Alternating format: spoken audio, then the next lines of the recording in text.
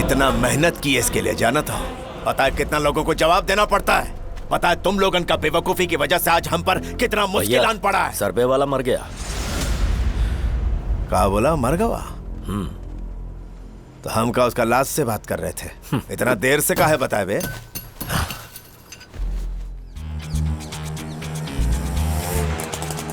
Auto रोक, सीधा cash counter पे ले जाएगा क्या? अरे रोक रहा हूँ ना यार।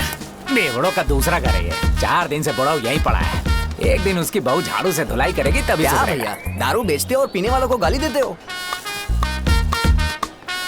गाली से क्या होगा? मारना चाहिए उन्हें। माना कि बार चलाता हूँ तो हर बेवड़े की आरती उतारता फिरूं? गटर में डुबो दूंगा। चल काम कर। आओ मूर्ति। लाइफ टनाटन है ना रश्मिका दीदी?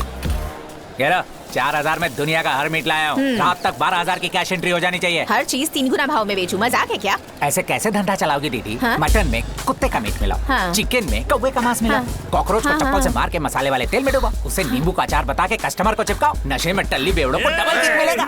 ये क्या है? तेरी दारू से तो किक भी नहीं मिल रही है। क्या है ये? दारू असली है, लोकल भट्टी का माल है। पनीर एमएलए का माल है तो क्या नल्ला माल देगा? इधर ही चुपचाप बैठ के दारू पी, टल्ली होकर इधर ही उल्टी कर, फिर घर जाके अपनी बीवी से पीट। कल फिर काम से डंडी मार कर इधर आना, दारू पी के लीवर खराब करना और यही मर जाना। फिर किक का राग अला पाना तो इधर ही भूसा भर दूंगा। कान का मैल निकाल कर सब सुनो। जब पनीर भाई के बार में आना है तो होठों पे ताला लगा कर पौवा पीना। मुंह बन रहेगा तो पियेंगे कैसे भैया? की चीज होती है। पैंट फट गया। अपना रत्न उठ गया क्या? नहीं रे मूर्ति, वो तो मर गया था ना, फिर से जिंदा हो गया। सुन चिरकुट, धूप मुंह पे आने पे भी जो ना उठे, कौवा मुंह पे बीट करे तो नहीं ले। अपने शास्त्रों के हिसाब से वही संसार में सच्चा बेवड़ा है। ये क्या? एक कटे हुए पेड़ के माफिक मस्त औंधा पड़ा है। देखा? पहले पूरा खंबा खलास किया, उसके बाद एक अंधे को भी गटक गया और ऊपर से क्वार्टर मारा और फिर से सो गया। रतन जी, रतन जी, भैया दूसरी बार मर गया क्या? सवाल ही नहीं है। बोतल गिरने वाली है। मेरे नहीं गिरेगी, गिर जाएगी गुरु। देख धोनी की माफिक लपक लिया। एक बार को शराबी अपने खाने की थाली डस्टबिन में फेंक सकता है, पर शराब की एक बूंद कभी नहीं गिरने देगा। सच्चे शराब भक्त की निशानी है।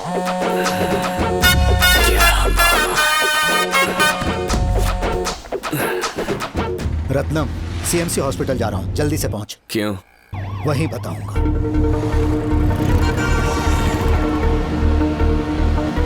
उसे अच्छे स्कूल में पढ़ाना चाहता था, इसने घर से इतनी दूर क्या एडमिशन हुआ? करवाया। उधर देख।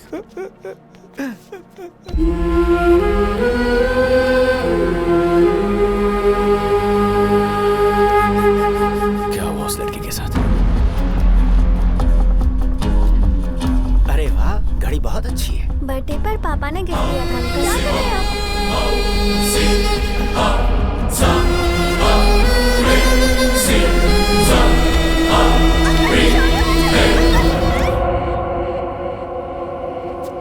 ब्लड टेस्ट के लिए जब डॉक्टर ने टच किया तो डर के मारे उसका हाथ छटक दिया। कौन है वो मामा? बाबू रेड्डी, चित्तूर के पास एक काउंसलर है। मामा काउंसलर नहीं, खुजली वाला कुत्ता है वो। पहले भी काटपाड़ी कॉलेज के एक स्टूडेंट को अपने यहाँ 4 दिन रख चुका है, तभी उसे गोली मार देनी चाहिए थी।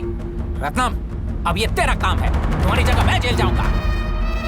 बताइए क्या करना है? उसके पास जाके इस बच्चे को याद कर लेना। क्या करना है दिल बता देगा, बाकी मैं देख लूंगा।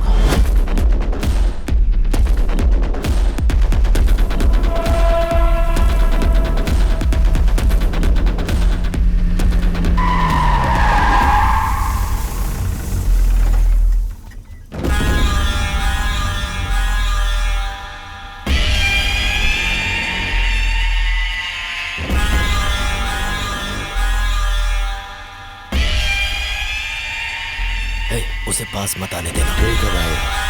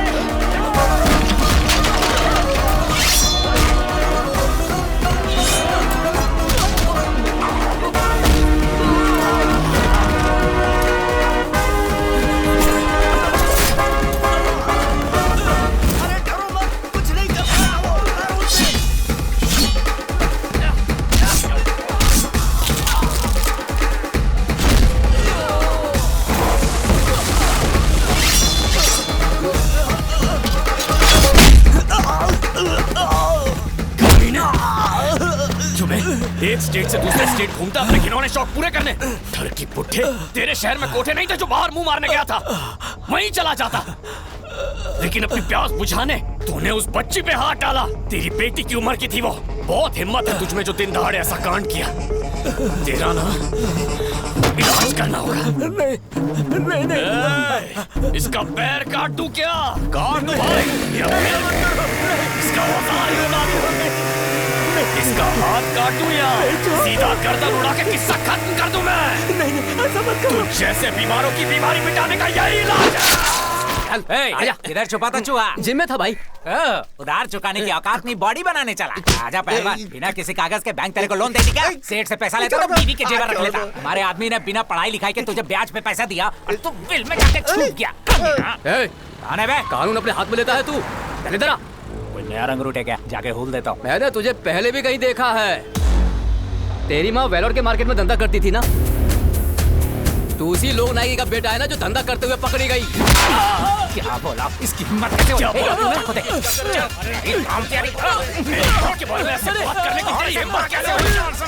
छोड़ूंगा नहीं तुझे।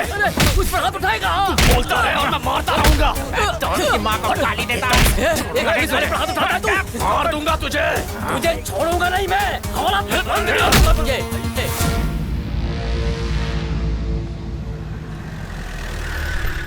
रत्नम तू इधर ही रुक। ठीक है मामा।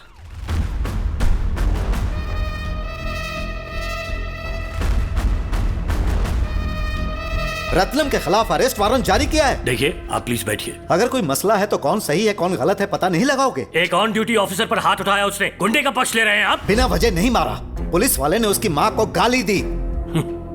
क्या कनन सर, आपकी बेटी ने घर से भागकर शादी की। कोई आपकी बेटी के बारे में उल्टा सीधा बोलेगा तो गुस्सा नहीं आएगा? अरेस्ट करके 3rd डिग्री नहीं दोगे? किसी को भी गुस्सा आ जाता। वो डिपार्टमेंट को परिवार की तरह मानता है। सबको भैया, दीदी, अंकल, दादा कह के बुलाता है। कईयों ने उसके साथ बैठकर मेरे बार में शराब पी है। और आज गुस्से में आकर एक बार उसने हाथ क्या उठाया, अब सब पुराने रिश्ते भूलकर भरी हुई बंदूक की तरह फायर होने को तैयार हो गए। अपने एमएलए का पावर इस्तेमाल करके अपने आदमियों को छोड़ने के लिए कभी कहा? एक को छुड़वाया तो उसके बदले दूसरे को पकड़वाया। जाइए, वो अभी बाहर खड़ा है तो जाइए उसे अरेस्ट करके अंदर कीजिए। लेकिन मैं भी चुप नहीं बैठूंगा सर। वेलूर का आधा क्राइम कंट्रोल आपकी जगह रत्नम करता है।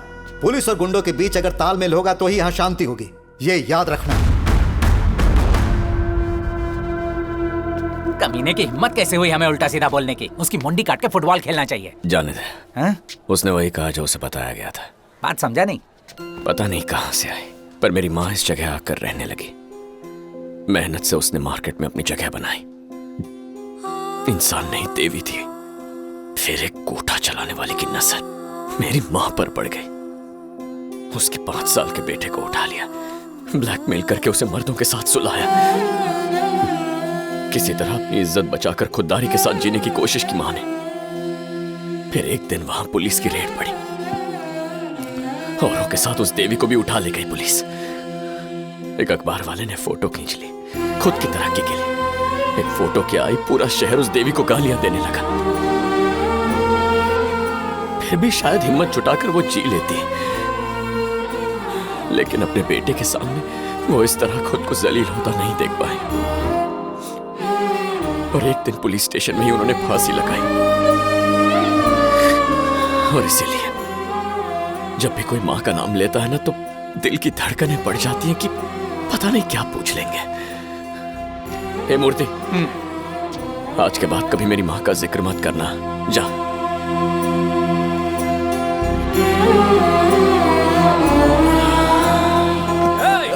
ठीक से पी लो या ठीक से ही रो लो। डायरेक्ट शमशान से आ रहे हो क्या? 50 की उम्र में अपनी 80 साल की माँ को खो दिया।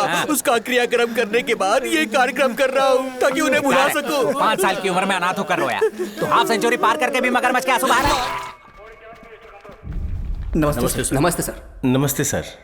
Good morning everybody, please take your seats.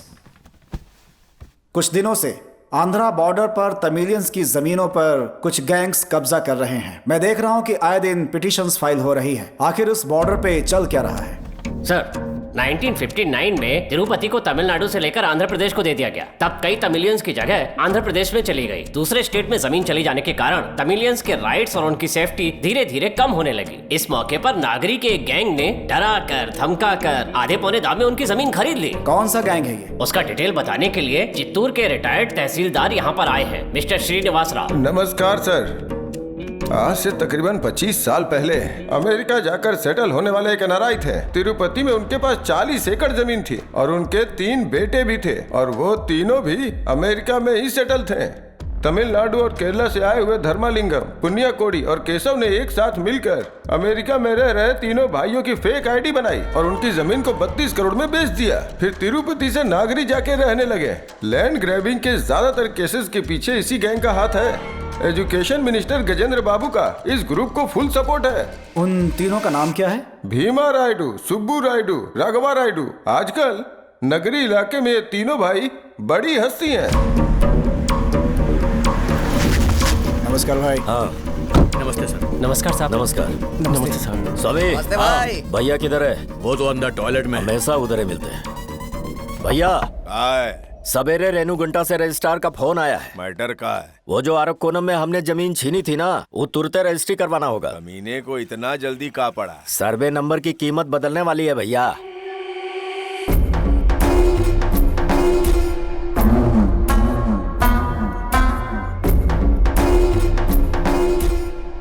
तो जल्दी से इंतजाम करवाइए।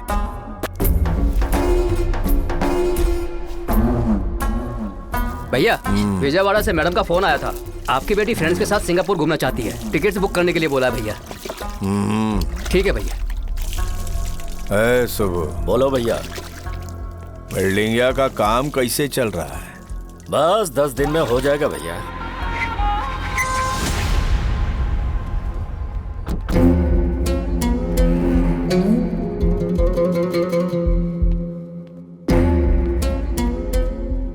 भैया एक परेशानी हो गया है। छुटका परेशानी है कि कौनो बड़का वाला परेशानी है? बहुत बड़ा परेशानी है भैया।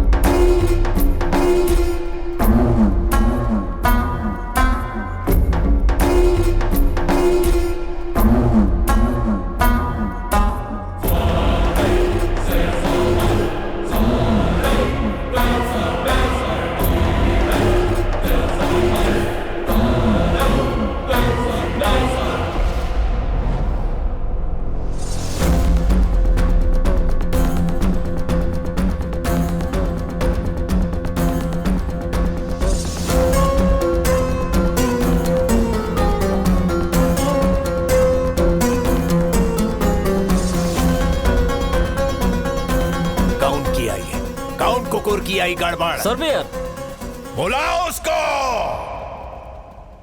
इतना गर्मी है, कार के एसी में बैठे। खामोश।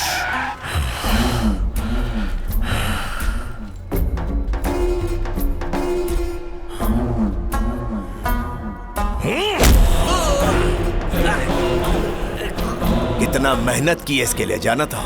पता है कितना लोगों को जवाब देना पड़ता है? पता है तुम लोगों का बेवकूफी की वजह से आज हम पर कितना मुश्किलान पड़ा है? सर्वे वाला मर गया। क्या बोला? मर गया? तो हम का उसका लाश से बात कर रहे थे। इतना देर से काहे बताए बे? अब हमरा के गुस्सा थूकने के लिए मूतना होगा। मामला सेंसिटिव है, दिमाग से काम करना होगा। जो कुछ हुआ उसके लिए तहसीलदार, वीएओ और आरटीओ जिम्मेदार है। एक दिन का टाइम दे रहे तोहरा के सब कुछ सेट कर लियो, वरना तुम में से एक को आदमी जिंदा नहीं बचेगा।